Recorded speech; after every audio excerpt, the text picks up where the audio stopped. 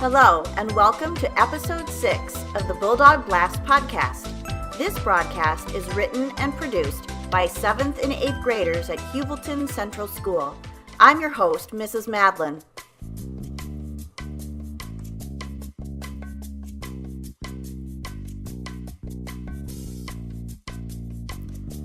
Today, once again, our podcast is devoted to what we've learned about New France. In our first segment, Drew, or should I say Samuel D. Champlain, will tell us a little bit about his life.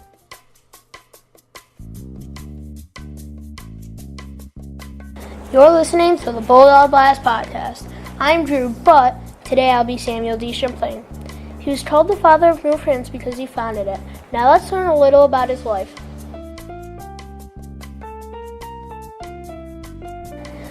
My first winter in Quebec was horrible. 8 people and I barely survived. Although the winter was horrible, we greeted more colonists in June.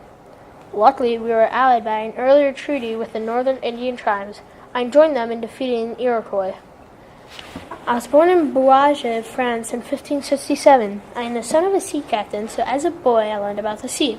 In 1599, I became the captain of a ship. I spent 2 years sailing around the West Indies in Mexico.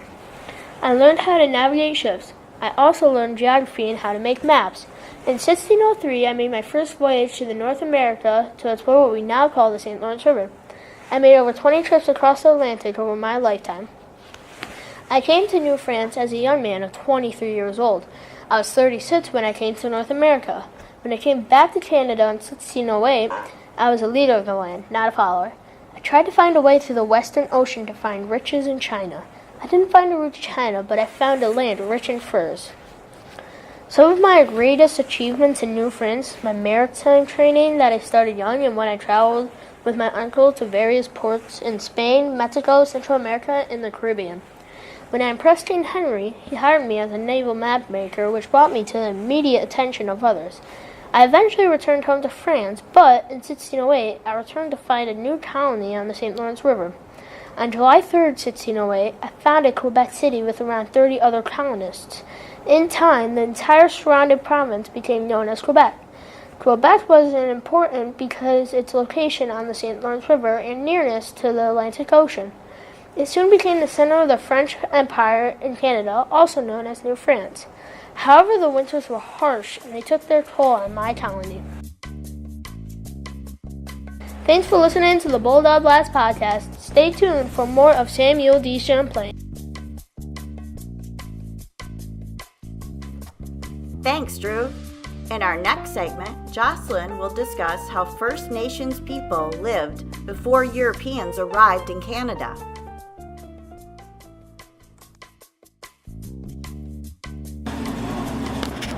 You're listening to Bulldog Blast Podcast. I'm Jocelyn. Today we'll be talking about how First Nations people lived before the Europeans arrived.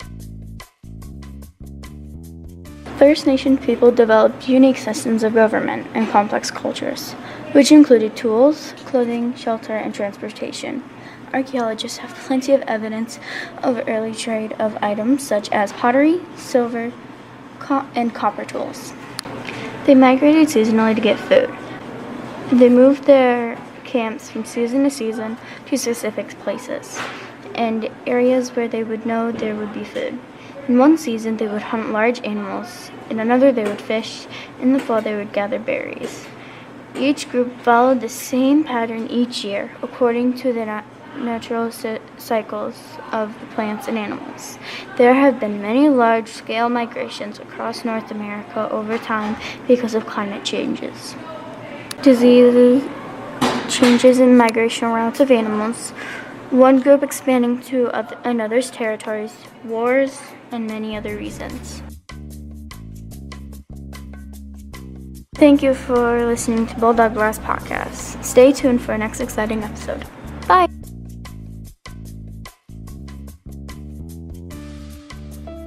Thanks, Jocelyn. Our final segment today features Cole and Ashley discussing what it was like to be a newcomer in New France.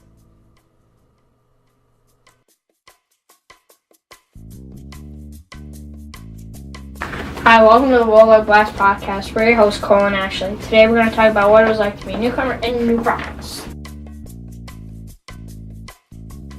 You can imagine how nervous the newcomers must have been to be in a new land. Can you also imagine how nervous and curious the First Nation peoples must have been to see ships sail across their waterways? Before the newcomers, First Nations people had always had a close relationship with the land. They believed it was theirs to use, not to own. The First Nation peoples relied on the land for food, clothing, shelter, transportation, and medicine. The First Nation peoples also understood and respected animals, weather, seasons, land, and water. The First Nation peoples had stories explaining the creation of the world. They gave thanks to the Creator or Great Spirit for the plants they harvested, but all that was about to be shaken up. Now we are going to talk about some newcomers. The first one is Jacques Cartier. In 1534, Francois I, King of France, sent Jacques Cartier on a voyage of exploration. Francois ordered Cartier to find two things: a shipping route to the Orient to allow French traders to import silk and other fine products to Europe, and precious gems and materials such as gold to make France rich. Within 3 weeks, Jacques Cartier and his two ships and his fleet had arrived in Newfoundland, which was already known to the explorers. In 1535 to 1536, Cartier explored the St. Lawrence River. His primary purpose was still to search for a passage to the Orient. Another newcomer is Samuel de Champlain. He was set out to originally find riches, gold, and silk, and a route to Orient. From 1608 to his death in 1635, Champlain crossed the Atlantic Ocean many times. His skills as a map maker provided detailed maps of the Atlantic coast, the waterways of the St. Lawrence and its tributaries, and a view of the interior of the continent that had, until then, not been available to Europeans.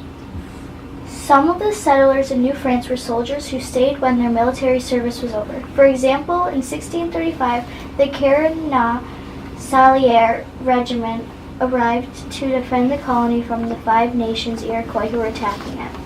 Also, the regiment consisted of 1,200 soldiers and 80 officers. The regiment built 3 forts along the Richelieu River.